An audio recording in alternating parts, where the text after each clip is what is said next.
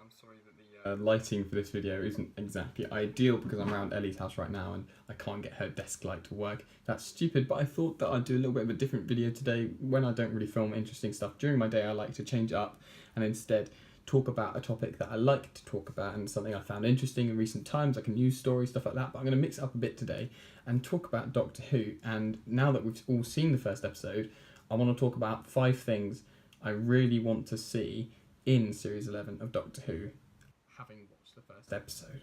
So without further ado, let's go straight in. So the number one thing that I want to see in Doctor Who Series 11, Season 11, Series 11, I'm going to be switching up what I'm calling it all the way through this video, so I apologise in advance, but the one thing I want to see is I want to see recurring themes in music because, well, go back to Murray Gold, like he's done 10 years of Doctor Who and he's written so many iconic themes, not just themes that are used in the overarching 10 series that there have been so far of New Who, but also specific themes for specific characters. You have, obviously, you've got the Doctor's theme, which is a fantastic piece of music, which we actually heard a rendition of, I think we did, right at the start of the first episode, which is interesting to see that they're using that little riff. I'm pretty sure I'm correct, I might be wrong.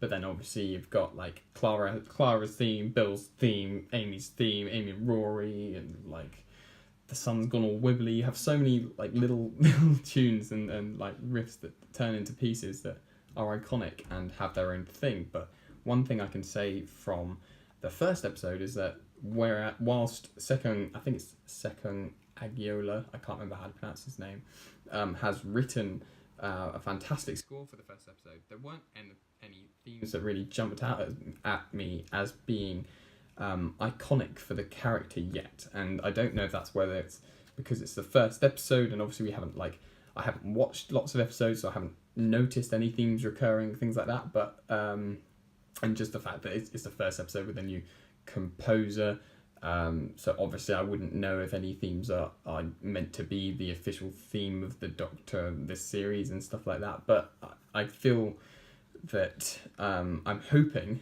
there will be some overarching constant like themes for characters, for the Doctor herself, but in the same bracket I want there to be diverse music where a lot of the time the Doctor, like the 10th Doctor's, not 10th Doctor's theme, the 12th Doctor's theme I felt was overused by Murray Gold towards the latter seasons.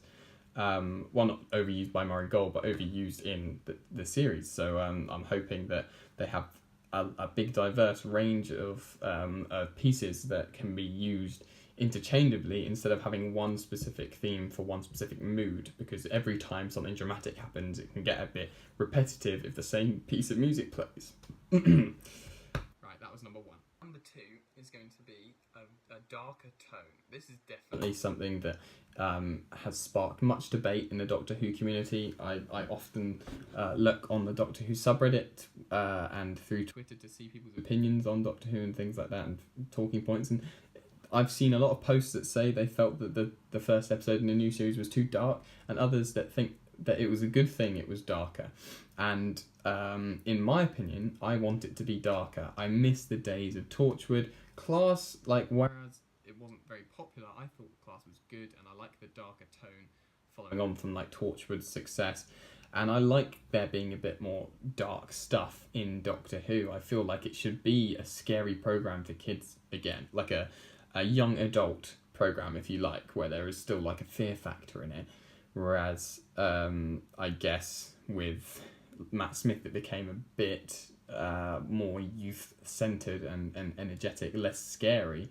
I mean, there are obviously some exceptions to that rule, such as the one in the hotel. I can't remember the name of it. Never mind. Don't test me on my Doctor Who knowledge, because really, compared to some people, it's negligible. But I want there to be a darker tone. I think it's fantastic for the character, and also having such a youthful, energetic, light-hearted seeming Doctor in really dark situations would be a fantastic contrast to have, which again we've seen with Matt Smith before, so I feel like that'd be really good. My number 3 is going to be no filler episodes. Now, there's been a kind of issue with Doctor Who. I'm not going to say... Well, actually, I will say for the entire first 10 series of New Who that there have been some episodes that are really lacking compared to others in the same series. I actually personally think that Series 10 did a really, really good job of trying to get rid of that filler episode title and instead actually bring important details to every single episode and things that you wouldn't be able to build the series off if they weren't there. And so every episode was important in itself. And I thought that all the stories were compelling enough to not be put under the filler episode bracket. But I will say that for most of the other series, there have been episodes that haven't been as universally accepted as okay to good to awesome to incredibly mind-blowing episodes. There have been some that have been seen as not bad but just meh, and I want to make sure that stays the same. And something that's been announced, or not announced but said by Chris Chibnall, is that there isn't like an overarching plot to this series, and it's just going to be standalone episodes that you could just watch and get exactly what you're meant to get.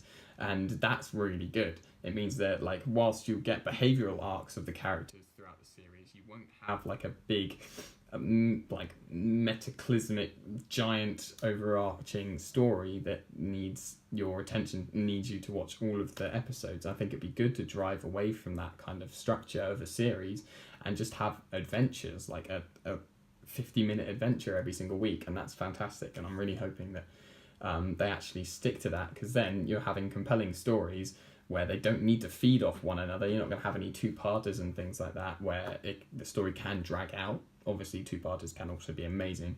But I think that from what Chris Chibnall has said, that basically will be true. There won't be any filler episodes. Fingers crossed.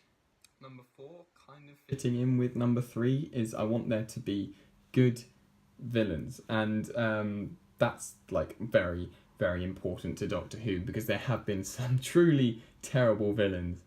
No offense, Absorbaloff, but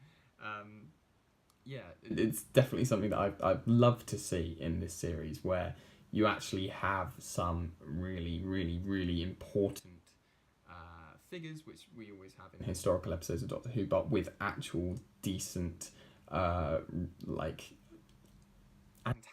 I'll say, because the things that had really good ideas, not Voyage of the Damned. I'll actually say Voyage of the Damned. I feel like that's a fantastic idea for a story, but the villain Max Capricorn, whereas you could understand kind of where creation came from, I don't think he was a particularly strong villain.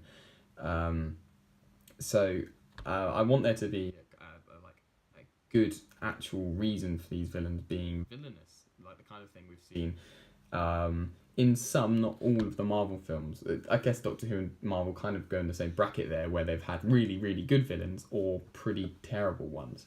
So in the first episode we got Tim Shaw, who was actually really good, and he was darker. Like I said before, I like the darker tone. You could there wasn't too much to know about him. It wasn't like they over-explained him or over-explained his reasoning. They just described a new species that we'd never seen before and what he was doing there, and they made it simple, and simple is better. You don't want this whole complicated backstory. He was just a guy, essentially. He might not have ended up being a guy at the end. He might have ended up being the president or whatever it was, but there wasn't an importance to him, and he was just a character that you could learn about, rather than have some stupid cosmic entity like you've seen in other episodes of Doctor Who. Probably the classic Who more than modern Who. You've had stupid villains, but I want them to be compelling, and what I really want to see is a villain who isn't alien. Because I think it's been ages since we've actually seen something like this, where the Doctor's actually put into a situation where there's nothing alien about it, and I think that'd be fantastic, especially in a historical episode.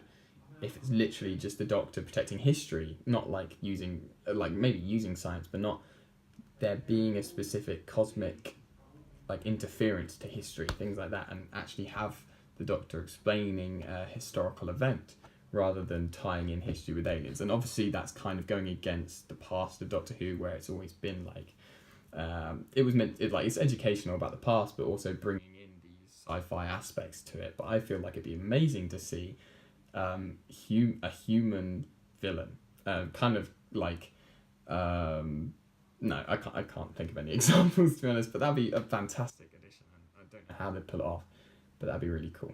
I really don't think I explained that one very well, but okay, I'm going to go with my number one, which is a stupid one, but it's, it's my number 5, but it's also my number 1. My most important one is something good, right? Now, hear me out. I don't think that's a very good explanation of a point that I want there to be in this series, but basically what I'm getting at is I want there to be something that we haven't been spoiled about. And from what we've seen so far, the Doctor Who team this year have been amazing at cracking down on any spoilers. There are a few leaked photos and that, but that's it. And what I would find amazing is if through all of that there's a character or a setting or some story plot that ties in with something from the past of Doctor Who, a character we haven't seen for ages, just something big like that nobody expects. Imagine if we didn't know that John Sim was going to be in Doctor Who series 10. Imagine if we didn't know that. Like, that would be insane, but we found it out. If we didn't know that Jack Harkness is coming back, that would be insane. And obviously, like, I think I'm pretty sure John Barrowman denied ever like being in this series, but just imagine if that happened, and that's basically what I want. It's just some kind of revelation, going back to an old story, going back to an old planet, kind of like how was it Don't Breathe, Capaldi's first episode, something like that, or Breathe, I can't remember, but how that kind of tied in with Madame de Pompadour. I really like that story, and just how it was just a brief little throwback, but that was quite big because you could definitely tell the similarities between the two stories. So something like that, or like, you know, a character coming back would just be insane. But I can't really promise anything on that front because I doubt they would, because they've said that there isn't anything like that. But they're good at keeping spoilers, so we'll see, won't we? Anyway, I've talked too much, and it's been a stupidly long video where I haven't really explained anything really well. I hope I have managed to get some points across. It's just my own personal opinion. I don't know if they're going to actually do any of this stuff that I like. I mean, some of them, yeah. I think they'll keep a darker tone. I think the music will be more recognisable after a few watches, and things like that. And I think the villains will be good because of Tim Shaw, how good he was. But yeah, I think I just hope that they can keep it up, because the first episode, as first episodes go, was really good, and I'm looking forward to the Ghost Monument. I think that's going to be an epic episode because of its setting. I think the setting looks amazing, and from the trailers and stuff, what we've seen of that area, how it's filmed and cinematography look great, so I'm hoping that will stick around. Anyway, I'm going to wrap up the video now, so if you've enjoyed this one, make sure you leave a like, comment down below, subscribe. That way you can see every single day of my life for the most part when I film them. If not, I'll do a video kind of like this one. And I'll see you guys tomorrow for the next daily video. Until then, stay Shaw, as in Tim Shaw, and safe. And let me know what you guys want to see in Series 11 of Doctor Who. Till tomorrow, bye.